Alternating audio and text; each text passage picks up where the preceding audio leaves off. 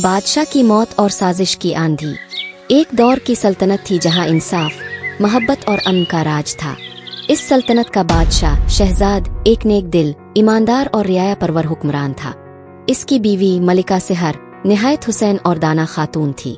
दोनों की दो बेटियां थीं, बड़ी बेटी जरमीना और छोटी हलीमा। जरमीना संजीदा और बुर्दबार थी जबकि हलीमा शोख और पुरजोश। बादशाह का भाई रुस्तम हमेशा से इसके इक़्तिदार पर नजर रखे हुए था। अगरचे ज़ाहिरी तौर पर वो फर्माबरदार दुखता, मगर अंदर से वो हसद और लालच में जलता रहता। एक दिन बादशाह को सख्त बुखार हुआ। तबीब बुलाए गए, दुआई की गज, मगर तकदीर ने रास्ता बदल लिया। 3 दिन बाद पूरी सल्तनत पर गम छा गया। बादशाह वफा पा गया, महल सोग में डूब गया और मलिका सेहर की दुनिया अंधेर हो गई। मगर असल खतरा तब शुरू हुआ जब बादशाह के दफन होने के महज 2 दिन बाद रुस्तम ने महल के मामलात संभालने का दावा कर दिया।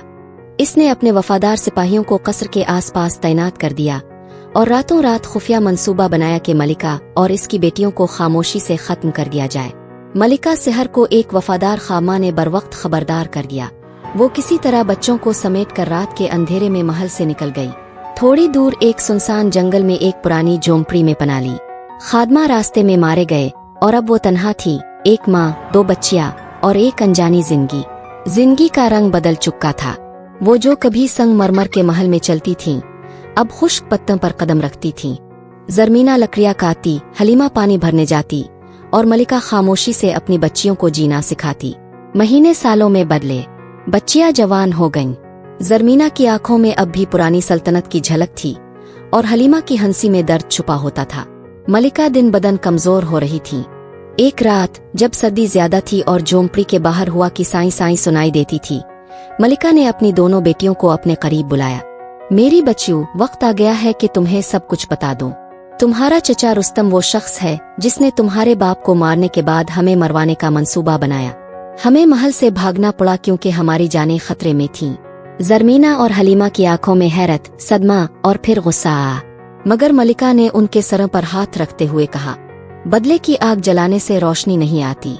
सच्चाई एक दिन खुद इंसाफ लेकर आती है। तुम सिर्फ अच्छे इंसान बनो।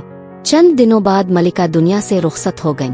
बेटियां तन्हा रह गईं, मगर अब उनके अंदर माँ का हौसला, सच का दर्द और बाप की यादों का सरमाया था।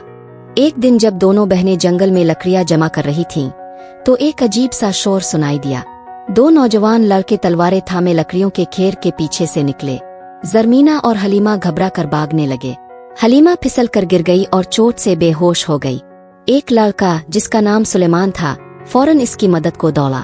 दूसरा लड़का, इसका दोस्त उमैर, जरमीना की तरफ बढ़ा ताकि वो डरे नहीं। दोनों बहनों को लेकर वो उनकी झोंपड़ी तक आए। जब जरमीना ने होश संभाला तो उनको खाना पानी दिया। बातों बातों में जब जरमीना ने अपनी कहानी सुनाई तो सुलेमान के चेहरे का रंग बदल गया। क्या तुम बादशाह शहजाद की बेटियां हो? जरमीना ने हैरत से हाँ में सर हिलाया। सुलेमान ने सर झुका लिया। मैं रुस्तम का बेटा हूँ। बचपन से मुझे यही बताया गया कि तुम लोग महल छोड़कर भाग गई थीं। तुम्हारा कोई हक नहीं, मगर सच आज खुद मेरे सामने है। सुलेमान ने फैसला किया कि वो इस जुल्म का अजाला करेगा। अगले दिन वो दोनों बहनों को लेकर महल पहुंचा। रुस्तम बूढ़ा हो चुका था, मगर इसके दिल का जहर बाकी था। सुलेमान ने दरबार में सबके सामने ऐलान किया कि जरमीना और हलीमा असल शाही वारिस हैं, और इसने सबूत भी पेश किए। मलिका का वो पुराना खत जिसमें इसने सब कुछ लिखा था। अवाम ने सुलेमान का साथ दिया। रुस्तम को कैद में डाल दिया गया और जरमीना को बादशाहत सौंपी गई। हलीमा भी इसकी मुआविन बनी।